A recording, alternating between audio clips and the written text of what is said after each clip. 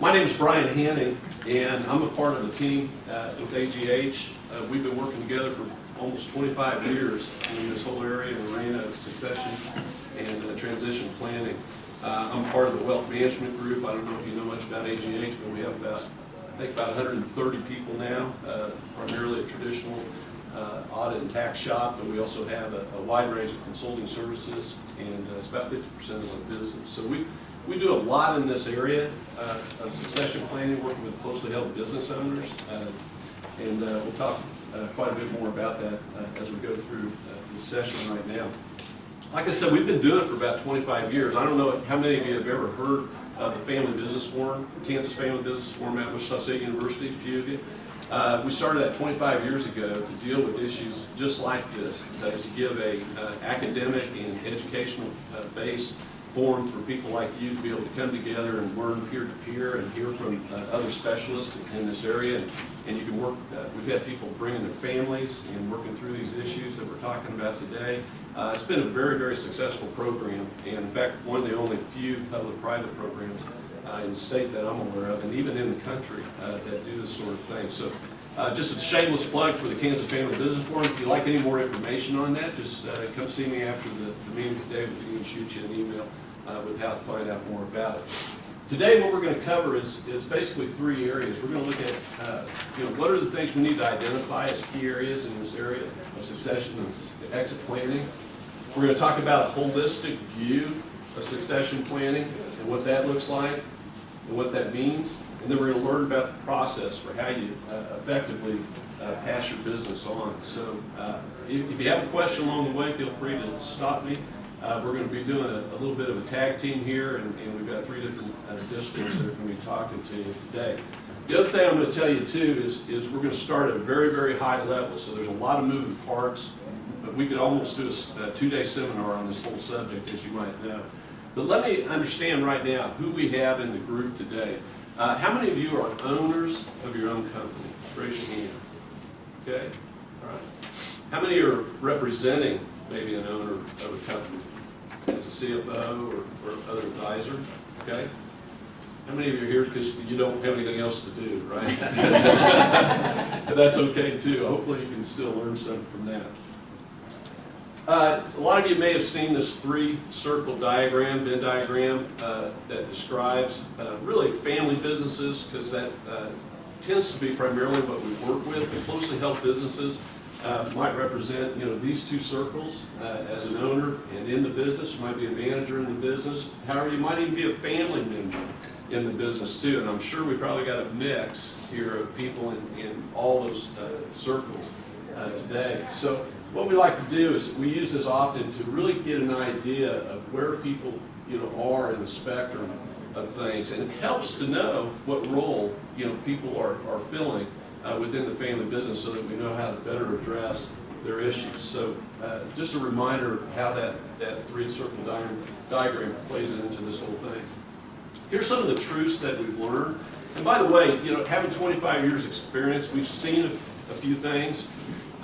And so we like to say we know a few things because we've seen a few things along the way. So what we're going to do is give you some ideas of ways that things work well, primarily how they work well, but also things that may not have worked so well for other people. Some of the truths that we learn about succession planning is every business will transition at some point. Now, business can live on, but you and I won't. Okay, so there will be a succession or a transition at some point, and it's important to know what that might look like in your particular situation. The ownership and the management transition need to be addressed. I was talking to, I think Michael back there, you were talking about working through your management things right now and all the different pieces that are going into that, and what a job that is really to get in there and figure out how we're going to do this effectively. And then the ownership piece is an important part of it too. And sometimes we see people neglect spending enough time even on the ownership piece as well. So it's a tandem deal when you're working through the process. Almost half the business owners today who do not have a succession plan really believe they need one, and almost 40% only 40% only have a succession plan in place even today. So there's some of the truths that we know that are out there. Right now I want to go through a little bit of what we see in way of the industry trends in the marketplace and what we've seen in working with other people in this business. Consolidation in the industry is going on right now. There's a lot of fragmentation, because of the fragmentation here is a result of specialization. We're seeing a lot of companies that are specialized in particular areas, so we're seeing a lot of opportunities for strategic sales and that sort of thing. Most of them are closely held companies, much like yourselves. And we're also seeing the compression of profit margins. I mean, isn't that always the pressure that you see in your business? What are the things we see that lie ahead? Almost 50% of construction owners today are over the age of 55. So what that means is over the next 10, 12 years, we're going to see a huge number of these businesses transitioning to next generations or being sold to a third party. So a huge opportunity there. We've all heard the numbers, whatever $1 trillion there is, 40, 20, whatever you want to believe, that's going to be transitioning from next generation, from this generation to the next, over the next 10 to 20 years as well. So there's a huge shift in wealth in this country today. What I want to talk about right now is really these pillars. Just look at these 4 boxes and imagine them as pillars to a process for a successful exit. Today I'm going to cover mostly from the standpoint of the personal readiness side and a little bit of the family readiness side. Todd's going to be talking about business readiness and marketability, and Daniel's going to be talking a little bit about all 3 to give you some ideas of some things that have worked for us in this planning process. Like I said, I'm going to talk to you a little bit about personal readiness and family readiness right now. And as we do, what I'd like to do is help you understand that those 4 boxes that I showed you, those 4 pillars, actually we have them separated. But when you really think about the process, we could meld those things together. They could be touching and even overlapping in a lot of ways, because as a business owner, you're dealing with a lot of different things all at the same time.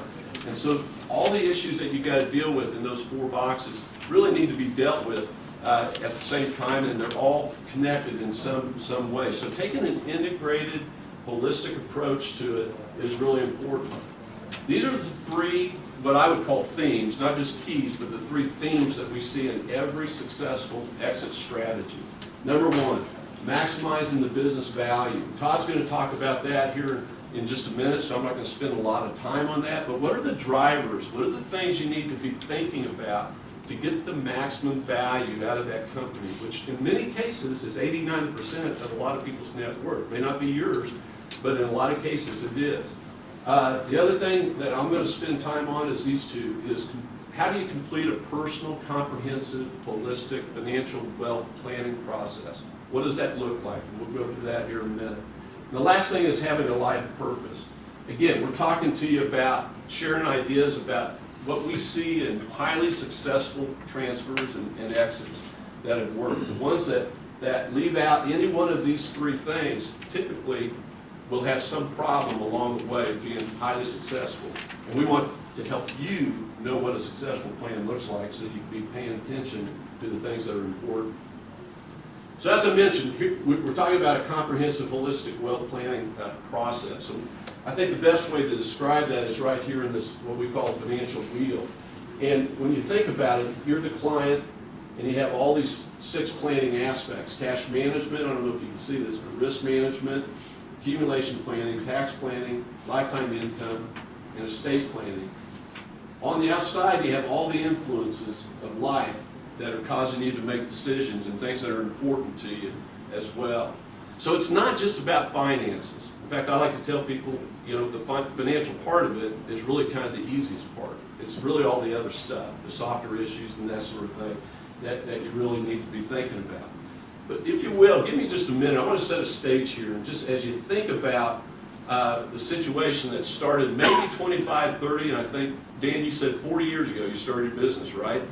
Some of you have started this business out of your garage. Some of you, you know, whatever the situation is, and you've gotten up every single day driven by the fact to do a good job, to provide value for the people you're serving, to make payroll, to deliver the goods, to grow, provide for your family. your focus has been every single day for whatever number of years of doing that. You've dealt through adversities, you've had your tax audits, you've missed a withholding deposit at the bank, you pay bills, you collect money, you have all these things, all these pressures and adversities that you've dealt with for all these years, and now you get to this point, you know, where you're trying to figure out, how do I monetize the business? What do I do from here? But the other thing I want to do is tell you, congratulations. You are the heartbeat of our American free enterprise. You're the backbone also to the American way. And that's a cool thing. That's a big deal. You're a big deal. And so we know it's an important institution, but all these questions flood back in your mind. And I started out in the construction business 40 years ago myself, did it for 10 years before I got into something else. So I've gone through a transition in my own mind and I've lived out what it is that we're even talking to you about right now as I've been in this business. So I know what it means to be in the construction business or running and operating a business and thinking about the pressures and the things that you've got to deal with. So I think that while that's a great thing, the question is, now what? What do you do with it? So what we're going to talk about right now is the what's enough.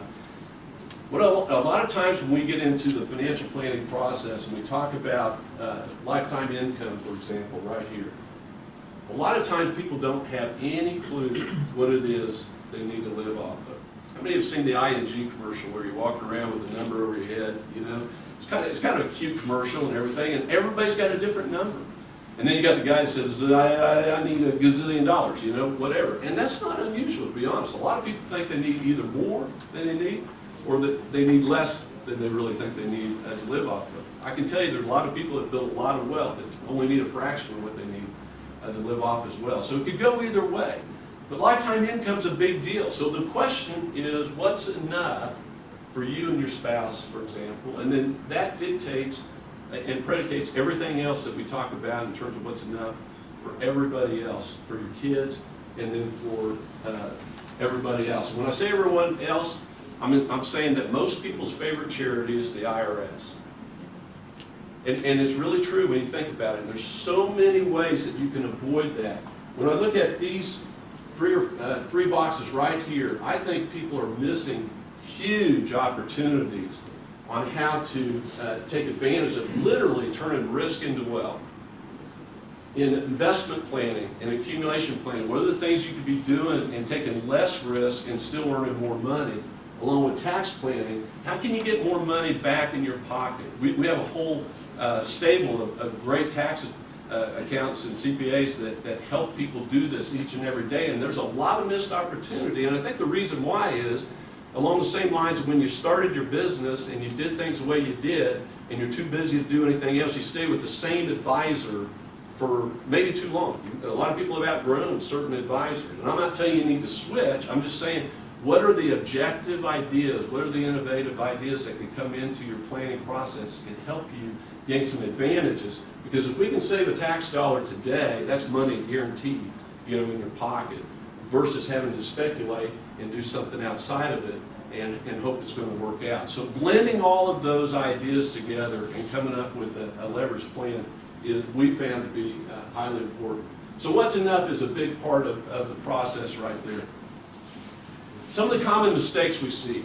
I'm going to give you a couple slides on this right now. The first thing is people don't take a comprehensive and holistic planning process. Those 6 aspects that I talked about, I could do a seminar on each one of those things. That's why I'm not going into a whole lot of detail about what each one of those, how they're comprised and how they would work in the plan. Just know that they all need to work together, which should tell you that you have an investment person, a tax person, you might have an attorney doing your estate plan. All those people really need to be working together. And there's not too many times when people are taking a collaborative approach to that. And again, we'll talk more about that here in a little bit. The other thing I think people fail to understand is what it means to live in a distribution phase of their life versus accumulation. And what do I mean by that? You know, for 40 years, you've been accumulating and accumulating and accumulating, putting money away, building the business. whatever. Maybe been fortunate to put enough money away to be outside of the business to be able to live off of that. Most people in your situation haven't, you know, in the closely held business world. So when you move into a distribution phase, it's a whole different mindset. And we find a lot of times people try to carry the same mindset as accumulation into distribution. And when you're living off the money, or if you monetize your business, and you've gone from running a business to running a portfolio, everything changes. And people need to be educated on how that works. And that's why your investment, your tax people, and your attorney, everybody needs to be working together to help you, you know, work through it. Because the last thing you want to do is run through your money, right? Run out of it. How many of y'all lived through 2008 or knew somebody that lived through 2008 and 2009 and they were either in retirement or thinking about retirement? Changed a lot of people's minds, didn't it? You know, when they went through that. That could be avoided if you plan for it, you know, properly. Like I said earlier, the other thing here is they don't leverage the tax savings and maximize income opportunities, and you can do some significant work there, I can guarantee you, if you work at it properly. And the levels of risk they should or should not be taken. They don't identify those risks and take a very risk-managed approach to their planning process. Some other mistakes that we find, again, a lot of people are outgrowing their advisors and waiting too long to get the objective advice. They're not getting the collaboration they need on all the advisors. I kind of look at it a little bit like an NFL football team. You have an owner, hires a head coach. What's the head coach do? He hires the people, the specialists, you know, offensive coordinator, defensive coordinator, all the specialty team coaches, and brings them together to work cohesively and collaboratively to a winning formula, hopefully. So too many times we've found that it's been a piecemeal approach. It'd be like hiring 18 different architects to design your house. Sometimes if they all have a different style, you may have a different, you know, a house that's going to look disjointed and not fit together properly. So having advisors collaborate collectively is an important part. The other thing too, we talked about one of the three themes, the last one being a life purpose plan. We find a lot of people have a lack in life plan or purpose after the sale of the business. I know a lot of guys that we've talked to over the years have said, you know, I'm going to play golf, I'm going to travel. Well, we're finding people retiring a lot earlier today. It's hard to do that for 30 years straight. And so you have all these go-go years you think you're going to live, and then all of a sudden it becomes no-go years, and you're sitting there and you're draining your bank accounts and you're losing a lack of purpose. And so learning what drives you, learning the things that are important to you is important to a successful transition. And the last thing people tend to do is not communicate their plan well with their spouses or the rest of their family or other important people that need to know about. We do a values-based approach, so we'll do a values exercise with, say, a husband and wife when they come in. It's always interesting because there are always different opinions on things that are important to them. And I can tell you, working with fiercely independent entrepreneurs, they're a little uptight when we get started on the fact, but when we're done with it, they finally feel like they understand not only themselves but also their spouse even better. And that's huge when you go into those retirement years or those years of your transitions when you're working together and trying to build your life plan and keep things going. I'm moving quickly here because I want to make sure we get everything in that we wanted to during this hour. So the other question is, what will be your legacy? And this has to deal with, you know, your life plan as well. How do you really want to be remembered? You know, we think about, you know, what that might look like in different, and it may be different things to different people. Whatever it looks like is important to you. That's the way it needs to be. But what I like to tell people is, don't just think about leaving a legacy. Think about creating one. You know, what we try to do in our financial planning process is give people the inspiration to have a financial plan that inspires them to live a life that's going to allow them to be able to create a legacy rather than just leave one. And because you find there's a difference, right?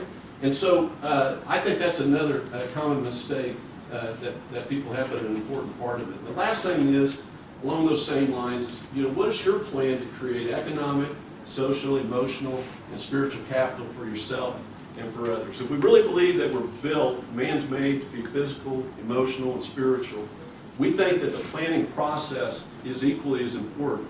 There's an economic portion to it, There's a social portion in terms of relationships, and there's also what are the things that drive you?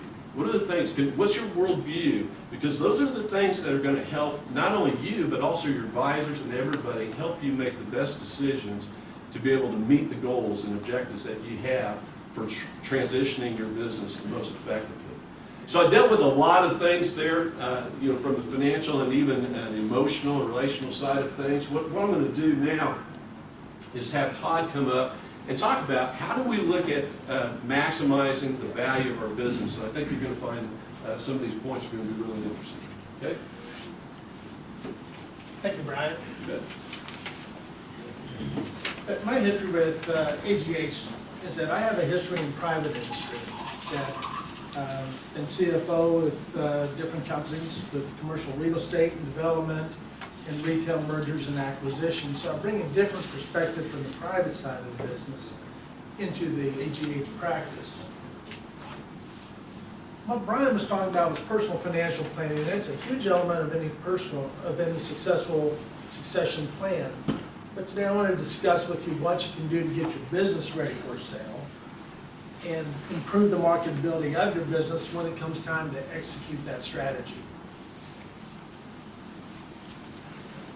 When you get into business readiness, starting off, there's a lot of different areas which you can do and need to pay attention to when you're getting your business ready for a sale. But today I want to talk about 4 of them.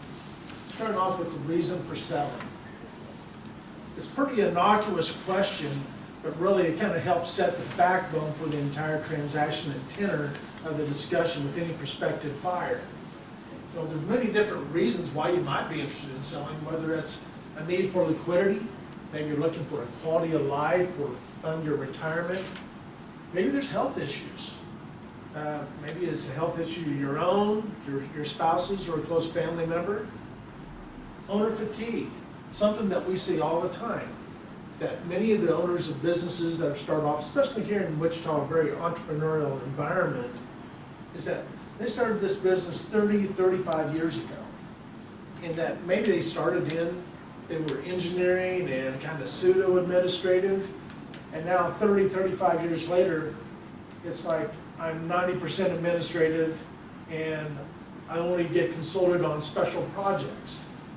And that, okay, I really don't enjoy that anymore, the administrative task of owning the business. I'm just kind of tired of it and ready to go do something else.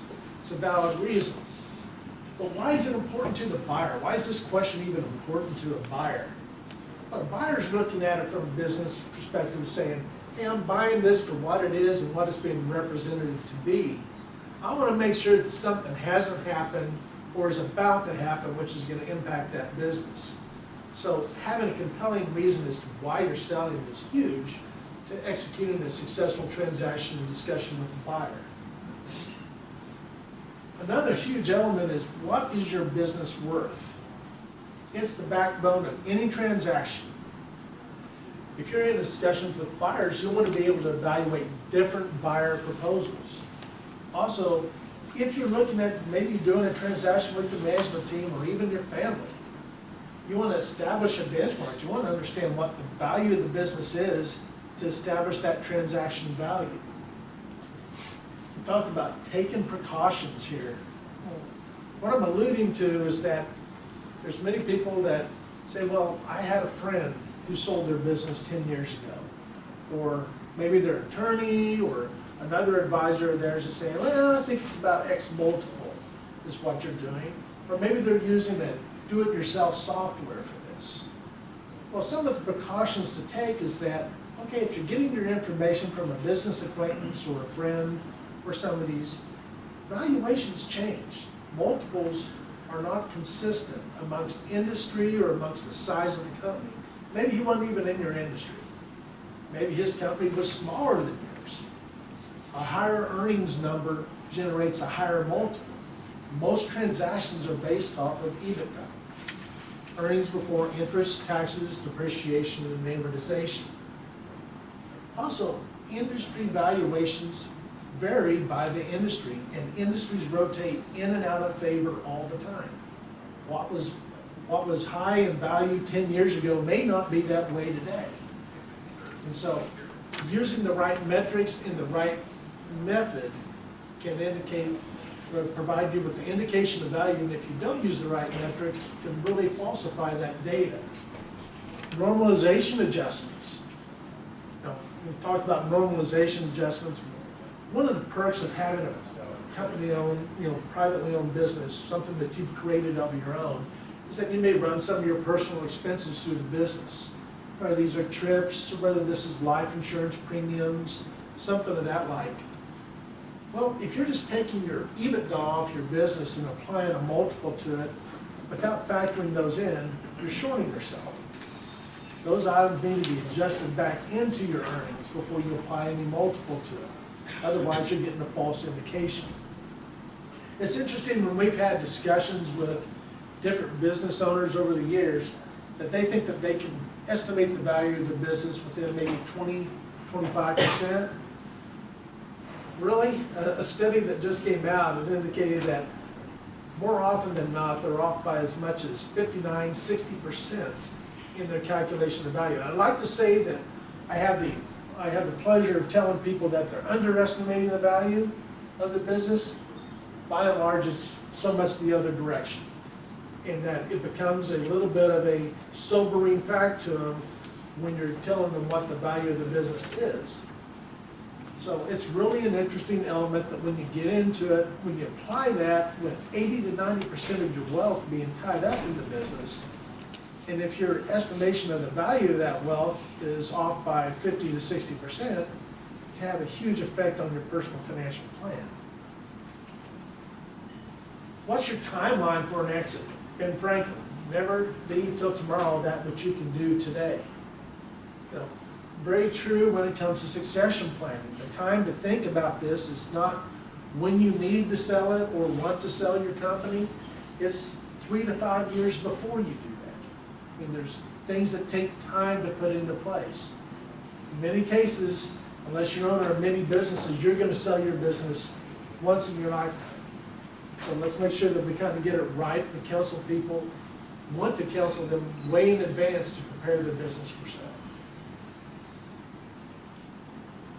Lastly, are your ducks in a row? Kind of talks to the financial fitness of the company itself.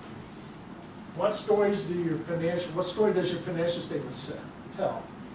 You've been telling the buyer all along about this tremendous strategy that you had when you vision that you had when you built the company and you've developed all this growth over the years and you've grown into this wonderful company today. Do your financial statements back up that story? Talk about capturing the hidden value in your business. Buyers buy businesses that look at, I want current AR, I want current inventory, things of these nature, items of this nature. Well, what about idle inventory, obsolete inventory? What about old AR? What about idle equipment? Buyer's not going to compensate you for that stuff in a transaction, so why give it to him free? There's things that you can take, measures you can take in advance to liquidate that stuff, offer discounts, get the cash in, distribute that cash out to yourselves before you ever enter into a transaction, other than just transferring it to the buyer and he's not compensating.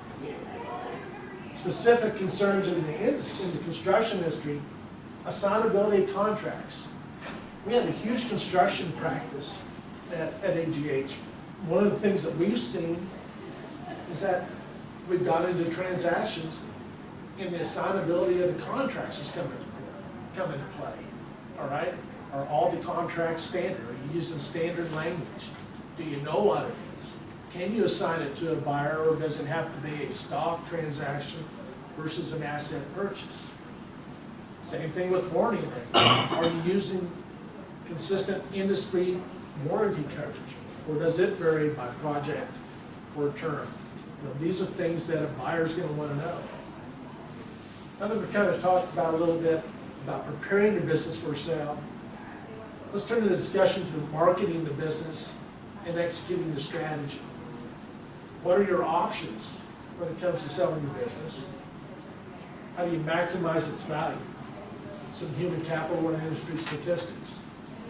When it comes to selling your business, what are your options available?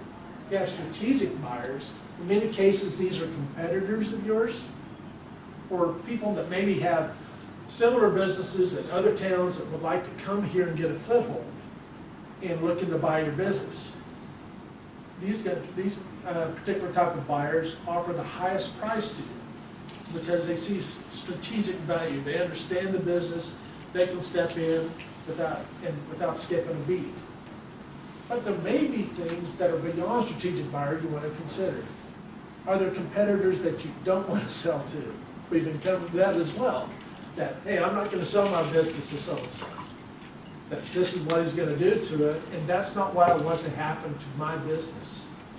That if you have a concern that you would like it to be a going concern after you sell it, as opposed to just have the business purchased and the operation shuttered, you're making a decision beyond what are the financial ramifications of a sale to say that I have concerns beyond that on softer issues.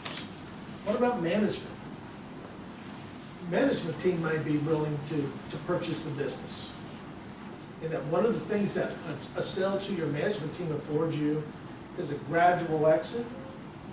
Okay, they're gonna still want your knowledge around, and that you can still be around in the business for a few years as you transfer that knowledge to them. And also, it behooves to the management team to have that around. You can pull a salary while you're still, while you've sold the business to them. It's a very common element that we're seeing in common type of transaction. Minority ownership. Okay, maybe you sell the majority ownership in your business to somebody and retain 25% of it. What is the real value of that? Well, the value is that you get a new buyer, maybe a younger buyer into the business that has new money, to recapitalize the business and execute growth strategies that maybe you hadn't pursued. And that remaining value that you have in the business, as the business grows in value post your sale, your remaining value grows as well to when you do have an opportunity to sell your 25%, that there's a higher and a second payday for it. And obviously family. Family is a way that you can sell your business or transition it, and there's often different dynamics which come into play with the family, and Daniel will talk about those a little bit later. Another way you can improve the marketability of the business is show the buyer the money. That does your business have a history of strong earnings and a backlog? In many respects in the construction industry, when you're getting ready to sell the business, if you have a strong backlog, it's an additional kicker to the value. It'll be an uptick to the value of your business. How predictable are your business operations? Keep in mind that the buyer's buying the business for what it is today and what it can become in the future. A solid and diversified customer, vendor, and subcontractor base. Are all your eggs in one basket? Do you have one key subcontractor that's doing your work? If so, what happens to your business if something happens to his? Percent of competitive bid versus negotiated bid work. Competitive bid, you take a look at governmental stuff, and oftentimes government's going to award contracts to the lowest bidders. Well, if you have a higher percent of negotiated bid work, there's people that are looking beyond the cost to see what the value and the quality of the construction being done is. And that if you have more negotiated bid work, perhaps you're in a better line going forward from a profit perspective. Number one issue, according to the National Association of Builders, is the cost and availability of labor. We just heard that from what Susan was addressing in her keynote this morning. But how can you protect and preserve your human capital? Okay, you have several issues here.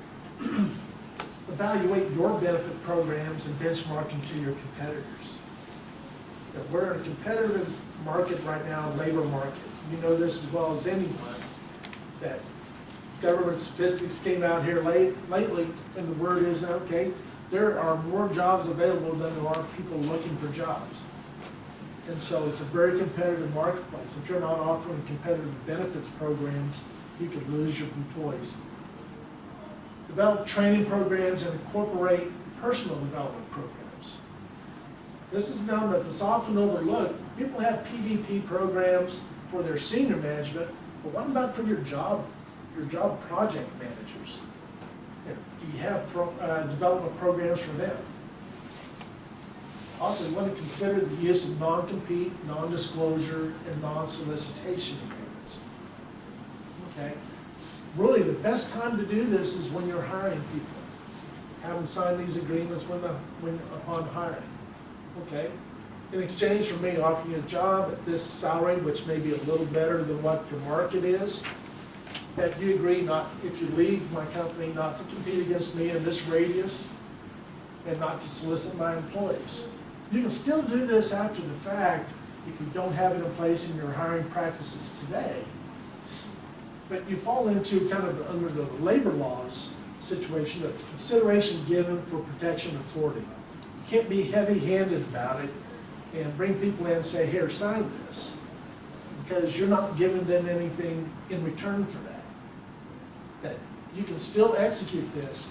In many respects, how you can do that is offer them additional incentive compensation, or you can have golden handcuffs or parachute agreements in place. That if I sell the business and you stay on with the business after I've sold it for a period of time, that I'll compensate you X amount for you staying on with the business and helping with the transition. Again, the labor element of this is huge for the construction industry right now, and the fact that any transaction that you're going to do. Now, we spoke a lot about third-party sales and management sales, but there's also family situations that can come into play. In that when you're working with your family on the transition, a whole set of different dynamics come into play with it. And that this is a specialty that Daniel has, and that he's going to walk you through some of those concerns now. All right. Thank you, Todd. So as you guys can see, we're taking 3 different approaches here. We're 3 different specialties here at AGH, and so Todd obviously does a lot of the financial modeling, the actual deal. Brian deals with the personal financial side of things, and I deal with more of the people and process side of things. And so when we say holistic succession planning, that's really what we mean, is we've got to have a whole team of people, including lawyers and other advisors that you might have, to properly execute a good succession or exit plan, because there's a lot of issues to deal with. And if you're just looking at Todd and doing the deal, the transaction, then you're probably missing a lot of these pieces. So what I do at AGH is I help a lot with strategic planning, succession planning, leadership development, the people and process side of things, and the software side, like Todd mentioned. And so I touch a lot of these areas, maybe a little bit of marketability, but really when we look at AGH, we want to touch all of these areas when we're looking at succession planning to make sure that we're looking at everything holistically and that we can give you the best chance for succession. And so personal readiness, Brian already talked about this a little bit, but when I go into a company, a lot of times the owner, like he says, has started it 30 years ago, 40 years ago, has worked their butt off for that time, and now they're thinking about getting out. They're ready to move on, but they may not know what are they going to go to next. They say, oh, I'm going to go golfing. Well, that gets old really quickly, and we have found that if there's nothing that's pulling you out of the business, if you're just getting pushed out, or I just want to get out, then it's really going to fail, because what's going to happen? You've been in this business for 30 years, it's your baby. What are you going to tend to do? You're going to go right back into the business if you can. If it's your kid running it now, then what are you going to do? You're going to try and still be involved. You don't want to let go of control, because there's nothing else that's pulling you away. And so you're going to, oftentimes we see, hamper the success of the business in the next generation or the new owners, because the old owner, even though they may technically be gone, may not be the owner anymore, may have transitioned the CEO or president role to the next generation. Well, they're still pulling all the strings from behind the curtain and undercutting the next generation, which obviously frustrates them, but it just makes the company not run very well, because no one knows who's the boss, no one knows who's leading, and it's just not fun for the owner anymore, because they're frustrated too, because they don't have full control of the company, and they don't like maybe some of the ways that they see things going, and so they're trying to get involved and in ways that they maybe shouldn't. So it's really important to have a plan for the future of what am I going to do next as an owner. And there's a lot of things that you can do, we can help you with that, but just to reinforce what Brian said, this is really important for a successful transition. Otherwise, things can get really messy. When we look at business readiness, there's a few areas that I think are really important from my perspective as well. And the first is a really strong leadership team. If I went to you and I asked, if you got hit by a beer truck today, could the company keep running? A lot of founders might say, well, probably not. We would lose a lot of key relationships that my staff doesn't have. There's a lot of things in my head that haven't been written down or transitioned to other people and all that. And if that's the case, that can be a really big problem for your company and for your wealth. Like Todd said, if 80 to 90% of your personal wealth is tied up in your business and the value of your business, what happens if all of that hinges on you as the owner and you don't have the team behind you? Well, you suddenly can't work, or you're disabled, or health problems or something like that. Now your business may not be worth hardly anything because you, who are the key person to this whole business, no longer is in the picture.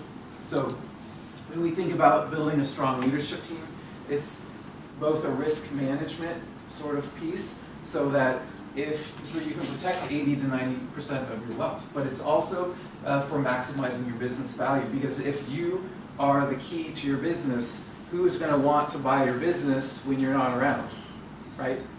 They may say, well, if you stick on for a year or two and help transition things, then we'll pay you some for that. But a business can be, the value is really maximized if you have a really strong leadership team where you've transitioned experience, knowledge, relationships to those people around you, and you can just hand the keys to the buyer and leave. That is a business that people are willing to pay money for. So you've got to really focus on building your management team to be able to exit well as just a risk mitigation factor. And so there's a lot of ways you can do this, like Todd mentioned. You can do personal development and training, but this takes time.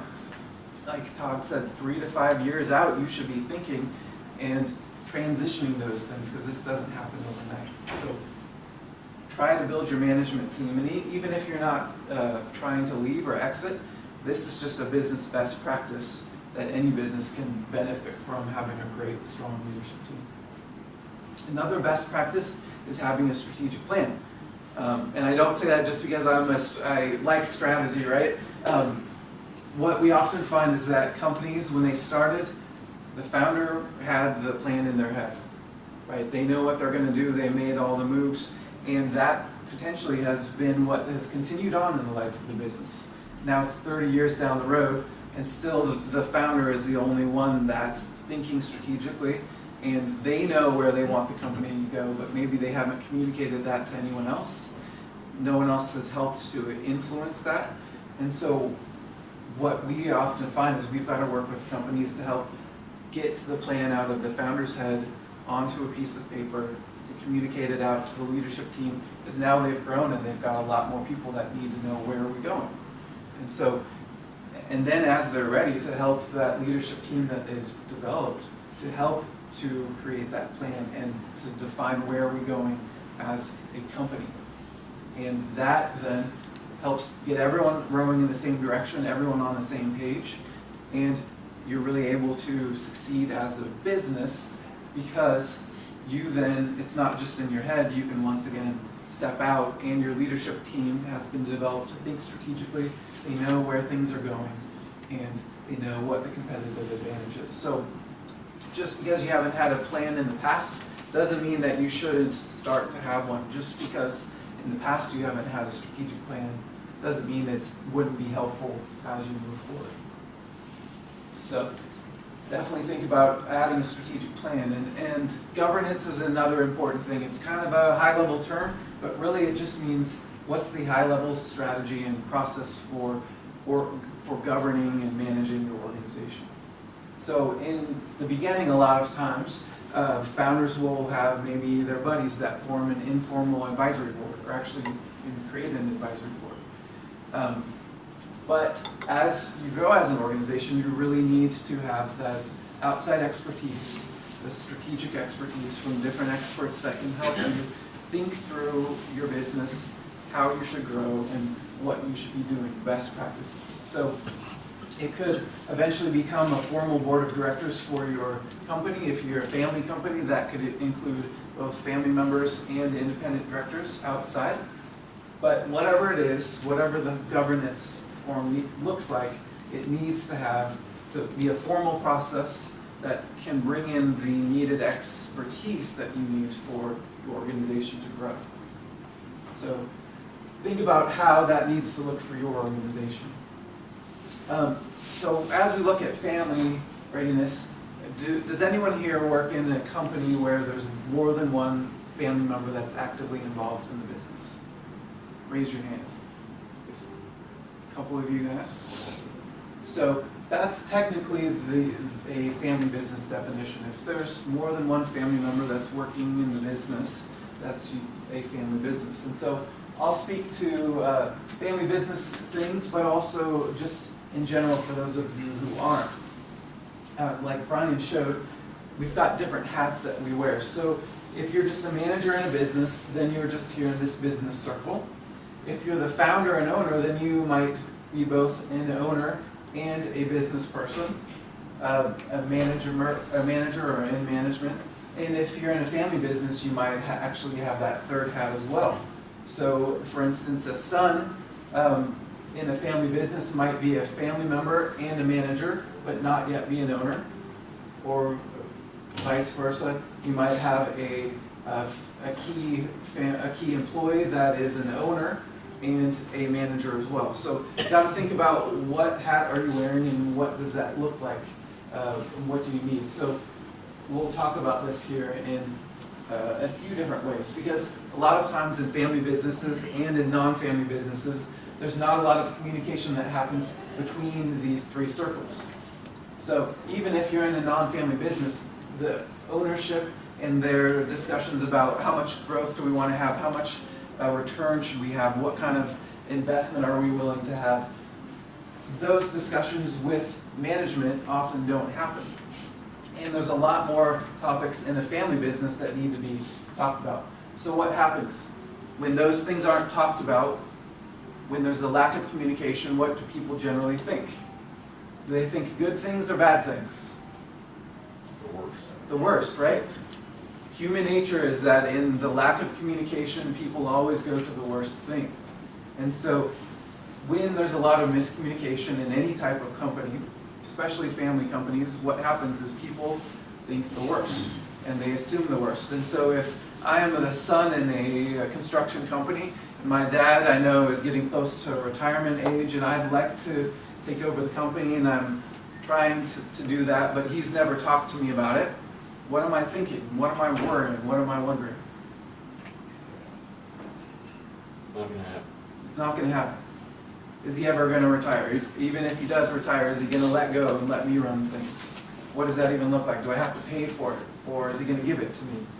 Or should I just go find another job somewhere else? And what is the dad thinking? Probably thinking, man, I can't wait to hand this off to my kid, and I'm really preparing him for this, but I haven't told him any of this, right? I haven't told him my timeline or what it looks like or what that looks like. So it's very frustrating for both ends, and the miscommunication could even lend itself to the son leaving or big issues that I often see just because these difficult conversations aren't had. So there really needs to be a forum, whether it's a family business or just a normal business. There's got to be a forum for these difficult conversations to happen about between ownership and management, or family and management, to have potentially an outside facilitator come in and somebody who doesn't have a dog in the fight, that's able to ask those hard questions and to help people think through those important things and discuss those so everyone is on the same page. Because if this forum isn't there, once again, people have a hard time bringing those things up, having those discussions without a formal place to do it. And so in those meetings, you can talk about governance issues. How do we, what values do we have as a family? What do we want to pass on? How are we going to make decisions? All of those sort of things. And discuss important things that happen even if you're not a family business. When you're thinking about leaving a legacy, like Brian said, when you're thinking about leaving your money to your kids or to a charity, you've got to have these discussions. If I've got one kid working in the business and one kid not, should they both get a share in the company? Or should the one not and the other get something else? What is fair in this situation? Is equal fair or not? These are hard discussions that need to be had, and the answer is different for each company and each family. But you really have to think about these things, because in the absence of these discussions, bad things happen, people get their feelings hurt, and the planning fails. And so it's really important to think about these things, think about how do we prepare our next generation to be able to become managers, to be able to be owners, and have those important discussions. So, went briefly through the family thing, just because there's not a lot of you that are in family businesses, but there's a lot of things that apply to both family and non-family businesses through that. So, as we near the end of our time here, I just want to summarize what we've done. So, ideally, you were able to hear a holistic view today of all of the areas that we feel like need to be addressed when you're trying to do succession planning.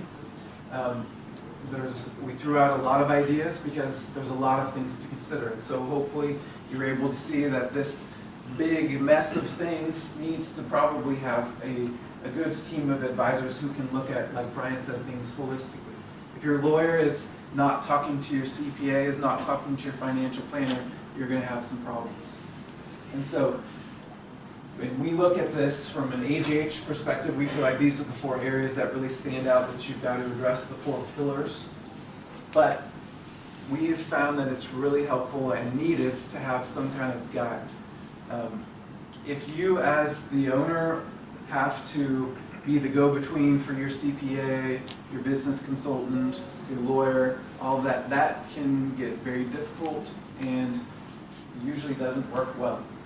So if you find it, you've got to find a way to have somebody who can guide you, help communicate that.